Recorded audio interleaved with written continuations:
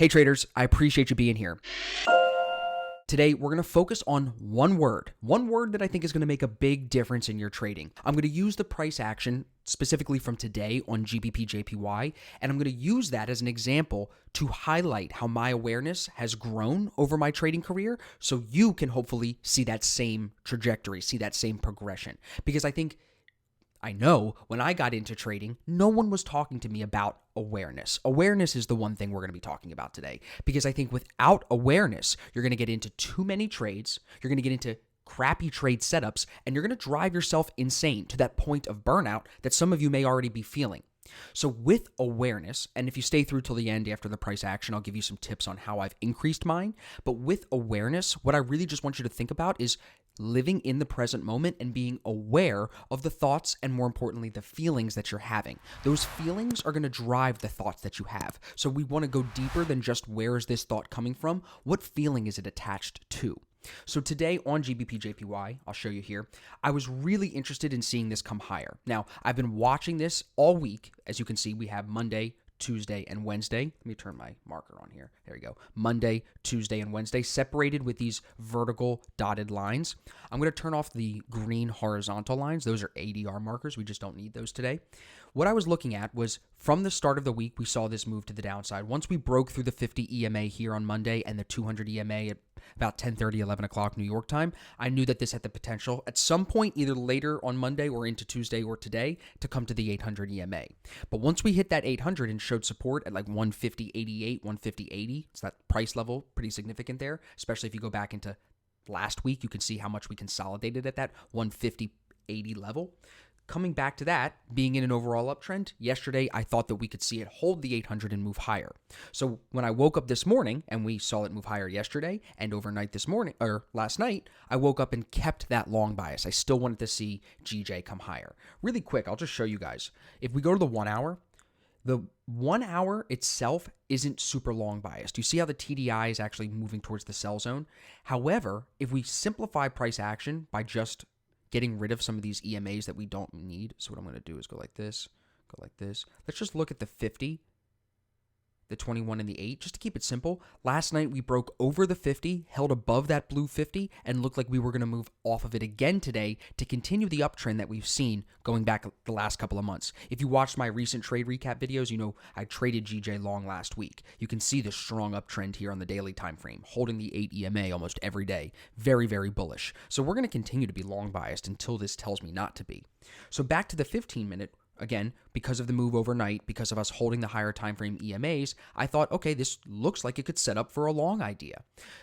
When we had the price action pull back to the 50 EMA here at about 6 o'clock in the morning, on the 1 minute, I was able to go down and identify, let me turn on my other EMAs again.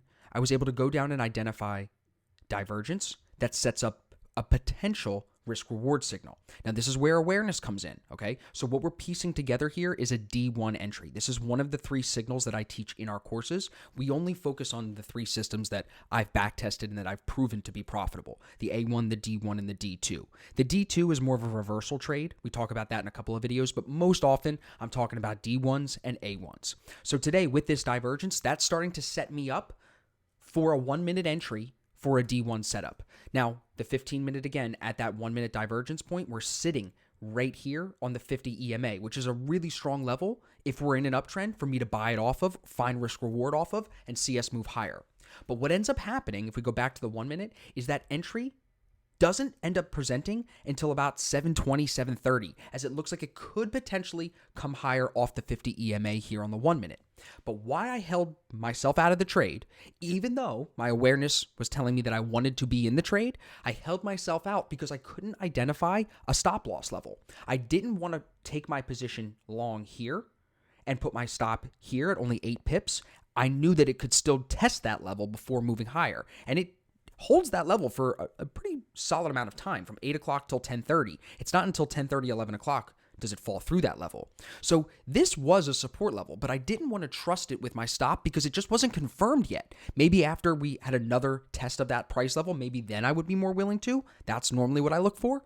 But with this being so quick, I didn't want to trust that. So that was the first option for the stop loss. The second option was putting it down here 25 pips away. And the reason why I didn't want to do that is because if we do set that 25 pip stop in, you can see it would have stopped me out. But if we do that, you have to look for ADR to see what your potential risk reward would be. 24, 25 pip stop, I'm just barely getting 2R if we move ADR. Now, not every day does it move ADR. Some days it doesn't even move ADR at all. Some days it's smaller than 88 pips. And that's why we have to monitor ADR as we trade. But because I couldn't find good risk reward, I didn't take the trade today. But I was very aware of the fact that I wanted to be long biased. So the trick here, and this is where we'll get into a couple of tips on how to deal with being more aware in your trading, feeling that feeling of, oh, I want to be in this trade. I know this could come higher today. I want to be in it, but I don't get my trigger signal. What that is called is having a bias, leaning in a direction that you think it should move, but not getting the system, what you've back tested, what you've proven profitable, not getting that trigger to present itself. And that's what we had here. So when you're aware of your feelings and you're using a trading plan or using a trading journal, whatever you're using as you trade to go down your checklist of questions before you enter.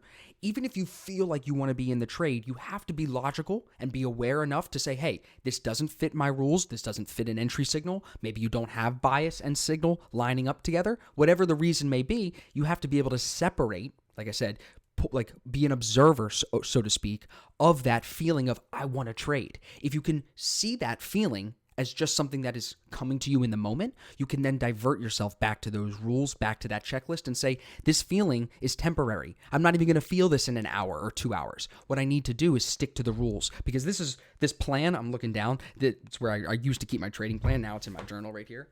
This plan is what's going to keep you consistent when those emotions are like a roller coaster. So you have to be able to just be aware of it. Don't try to suppress your emotions. Don't try to put them away. Be aware of it, observe it. You can even journal it, write it down. That helps a lot of people, especially at first if you're just doing this for the first time. And then divert yourself back to the trading plan. Print out the trading plan, the entry rules. And if it doesn't fit, you can't click the button. Just because you think it's going to move higher, that is not a reason to take a trade. And one other thing I think you can do, two other things I'll give you with, would be first, pull yourself off the desk. As soon as I felt that feeling of, I want to be in this, don't have a signal, I know that, but I want to be in this. Maybe I should just buy it. As soon as I have that thought, as soon as I have that feeling, I pull myself off the desk. So today, me and Riley went for a walk. I came back. I saw that GJ hadn't moved. I felt good that I didn't just jump in it because there was no signal. And I went to the gym and went on with my day. And now I'm back to film the recap to share this with you guys. So you can see how I create physical separation from the trading when I feel that feeling. There's no reason to try to be a superhuman and fight through it. Don't let yourself make stupid decisions. That's the first thing. And I think the second thing that's helped me become more aware just in general is meditation. Just being able to observe my thoughts and my feelings at a slower pace and with more control, I think has translated into my everyday life and also into my trading. Just being aware of how I was feeling today is a big step for me. If you go back to a couple of years ago, I would have been buying this thing as many times as I can, getting stopped out and chopped around. So I think it's that growth that motivates me to continue to be more aware, to continue to go deeper within my own mind, to see where it takes me. But it also motivates me to share it with you guys because I wish somebody would have told me that awareness is such a big piece of trading. So I hope this little video recap gives you an example, gives you some context of how to increase your awareness, and you also leave with a couple tactics that you can actually apply into your trading. So let me know in the comments what you're doing to maybe become more aware. Are you starting to meditate? Check out the Waking Up app. That's a great place to start for free.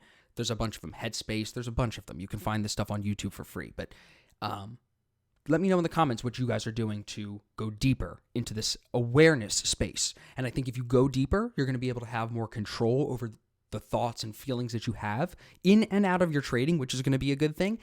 And it's going to help save you money. It's going to save you a lot of headaches in the market. So let me know what you think. I appreciate the comments always. I always look to engage with you guys. And if you enjoyed the video, just make sure you give it a thumbs up and subscribe. I appreciate that very much. And I'll see you guys in the next video.